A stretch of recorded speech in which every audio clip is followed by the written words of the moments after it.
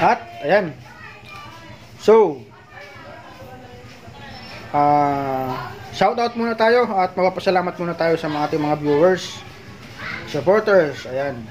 At yung mga lalo na yung grupo natin na electronic technician. Okay. So salamat sa inyo dahil patuloy na nadadagdagan yung subscriber ni Edwin Tech. Ayan, patuloy na umaangat yung at tumatangkilik sa aking channel.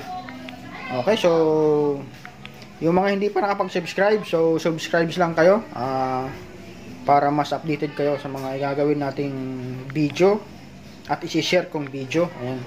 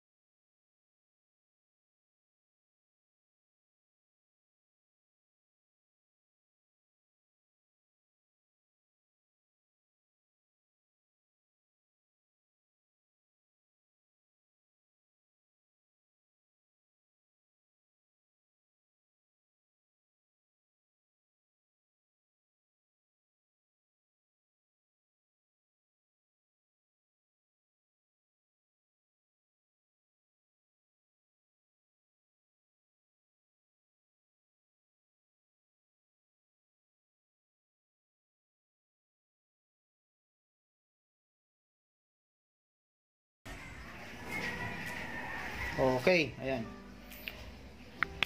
Yan yung loob guys, oh. So 55 inches na divan. Ayan yung kanyang model, i-plus ko na lang sa screen. So, yan yung loob niya. Itong ginamit na panel ay ito. Yan. So dalawang ano na siya, dalawang channel. Yan. Okay, so yan guys, nakita nyo mayroon ng tape. So ito di ko pa yung ginagalaw, so binuksan ko lang siya. Yan, galing na daw kasi pala ito sa ibang tech. So ang issue daw ay nag-glitch daw ang pagka-explain ng may-ari. Yan, parang nagdo-flirt, parang ganun. So, tapos nawawala na lang yung picture. Katulad yung natunghayan nyo kanina. Okay. So, try natin kung magagawa natin to. O mayroon tayong mga signal na iba-block. Katulad ng ginawa nila. Pero, nag-block na sila. Pero, ganun pa rin. Hindi pa rin daw na nag-normal yung picture. Ayan. So, try natin. Para baka lang. Makakaya natin. Okay, so tatanggalin ko muna yung tape na yan para makita natin kung ano talagang pinakatunay na sira. Ayan. Okay, so tinanggal ko muna. Ayan. Ayun na siya. So plug in ko muna tapos testing natin kung ano talaga yung pinaka sira niya. Okay, so power on. Ayun, nag-blow na siya. Hintayin nga natin. Ayan. So mayroon namang display. So antayin lang muna natin.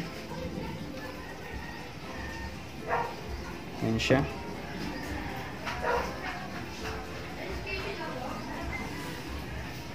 So lagyan natin ng signal para mas makita natin yung picture at yung pinakasira niya. Okay, yan. Yan na yung kanyang display. So antayin lang natin kung ano yung problema niya.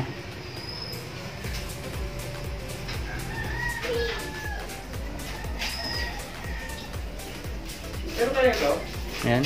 So sa ngayon okay pa naman yung picture. Okay, so ipa-plaster ko muna guys ng maayos kasi wala, nalagayan ko Nahawakan ko lang kasi yan, baka malaglag. Okay, so yan, nakabalintong yung TV. So sige, antayin muna natin yung pinaka-trouble niya.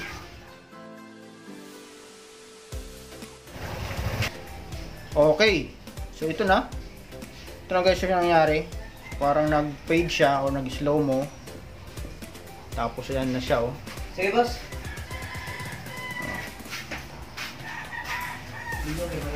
Kita nyo guys, naka-slow mo na. So yan, check natin. So ganoon din yung nakita nyo sa video kanina. Yan din yung kinalabasan niya. Okay. Ayan. So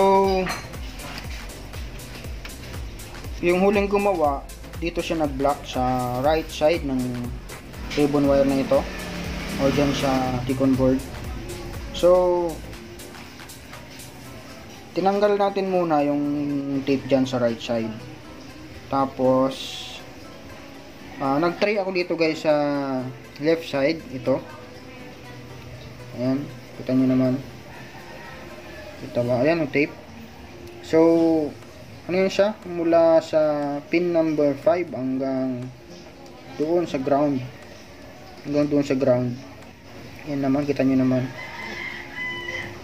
So at inobserbahan ko siya, okay na, hindi na nawawala yung picture. Kaya lang ang problema, mayroong magaspang yung kanyang picture. So yun, try natin para makita nyo lang. Yan, pa-power on muna natin. Siguro mga guys, mga halos 1 hour na. Halos 1 hour ko na siyang inobserbahan. Okay naman. Hindi na nawawala yung picture, or hindi na nag-fade yung picture. So ito, try natin. So ito, naka-standby na. Power on natin.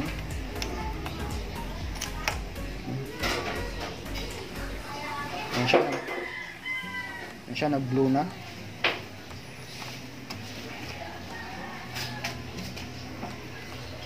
Yan.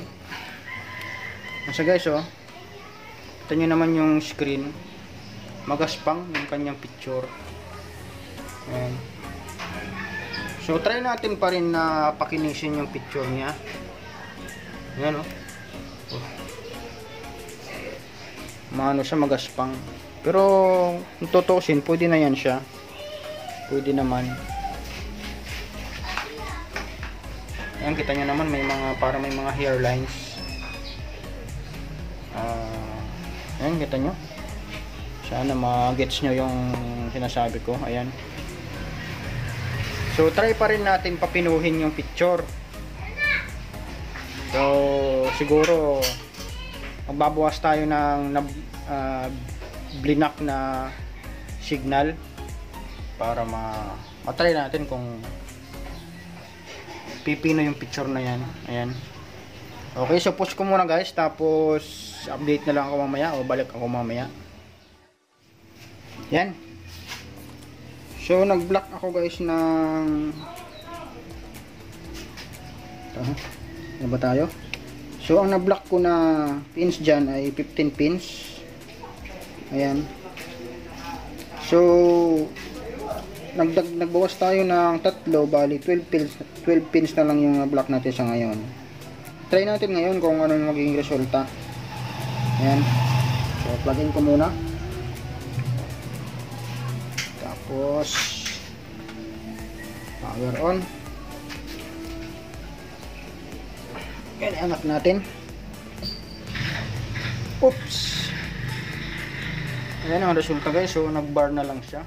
Saka nag-violet na lang yung picture. Naging vertical bars na lang. So yan, ibig sabihin hindi pwede. So ibalik natin sa dati. So plug out muna. Okay, so ang gagawin natin guys, iusog na lang natin tong tape doon sa hanggang 15 pins. So bali dito tayo sa left side banda magbabawas ng 3 pins. So iurong ko lang yung tape. hanggang doon sa bago mag-ground. Ayan. Okay, ayan na. Ayan guys, oh. Diba? Cleared na naman. So ayan, yan na yung inusog ko lang ng bahagya. Okay, so testing natin ulit. So dito lang tayo mag-plug in. Plug in. Tapos siyempre power on natin. Ayun, nag-blue na siya. Silipin natin ulit. Ayun. Okay, nag-display siya guys, oh. Tingnan natin kung anong resulta. Ayun. Okay, kita nyo naman guys, oh. Wala na siyang gaspang. Tingnan naman yung screen. Ayan.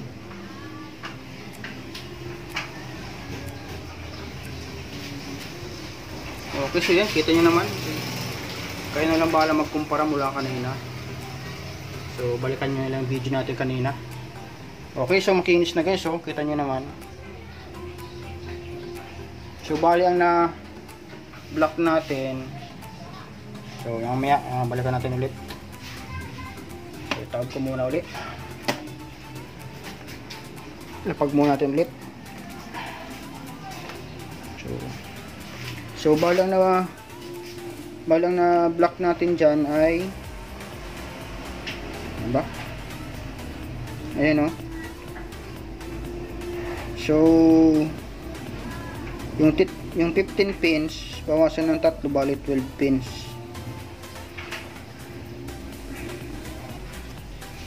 Okay, review nga natin yung na-block natin.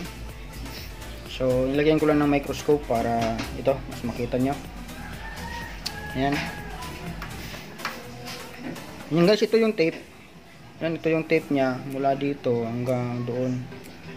Ayan, sana makita nyo. Ayan, yan yung tape.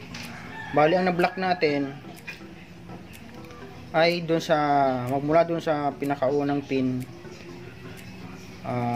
hanggang 8. So bilang kayo mula doon sa pin number 1 hanggang 8. So yung number 8 hanggang doon sa bago mag-ground, yun yung na-block natin. So bali ang na-block natin mula dito. So ano ba? So ito.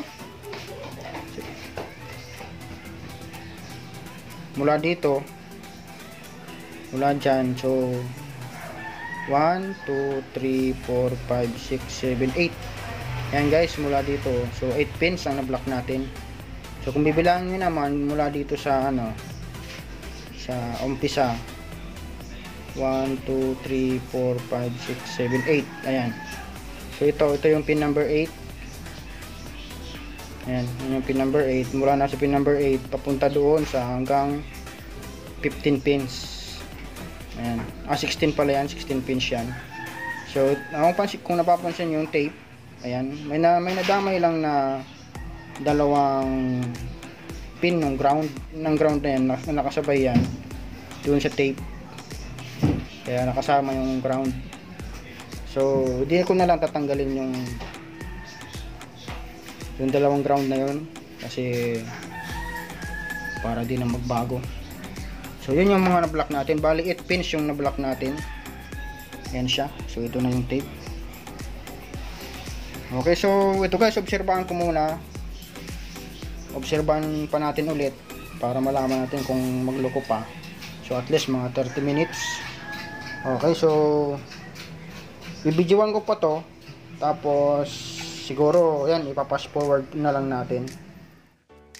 Okay guys, okay na yung screen. So makinis na. Ang obserbahan natin kung babalik sa dati yung pinakasira niya. Yan. So standby muna natin yung camera dito habang nag-observe.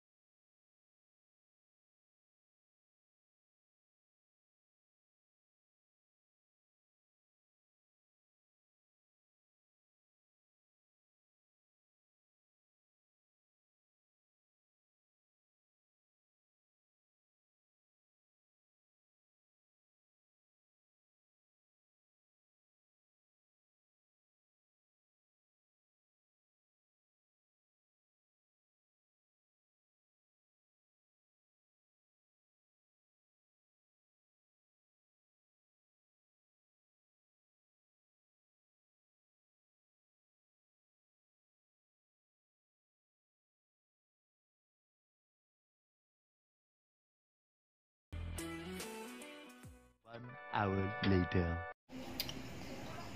Okay, ayan na. So, pinatay ko muna. Dahil okay na guys, hindi naman na siya namamatay o hindi na nawawala yung picture. So, ito, pinatab ko muna. Pinatay ko muna. Ano lang natin, i-review lang natin yung ginawa natin dito. Okay, so ayan, yung unang gumawa, dito siya nag-block sa right channel nung T-con board na yan. Papunta dito sa top board or yung source board. So, ibig sabihin, wala doon ang problema sa right side. Ang problema nandito sa left side. Ayan, kasi na-try naman natin kanina. Dito yung problema niya. At gumana nang nilagyan natin ng tape yung ayan, yung 8 pins nung left side na source board or top board. So yung 8 pins na mga signal. So sa mga nagtatanong pala guys kung bakit binablock or nilalagyan ng tape yung mga pins na yan, kasi may problema na yung LCD panel natin. May problema na nga yung mga cuff natin dito. So hindi natin alam kung saan ditong cuff yan.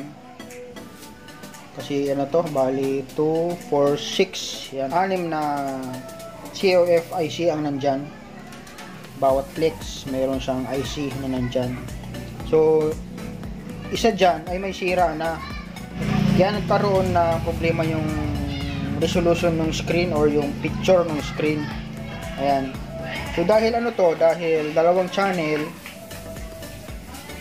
pwede nating i-block yung left side kung ano man yung problema doon dahil mayroon pa namang isang channel. So yun ang kagandahan ng dalawang channel ng LCD panel na ginamit. Kapag nasira yung isang side, so pwede pa rin gagana yung unit kahit hindi mo papalitan yung nung LCD.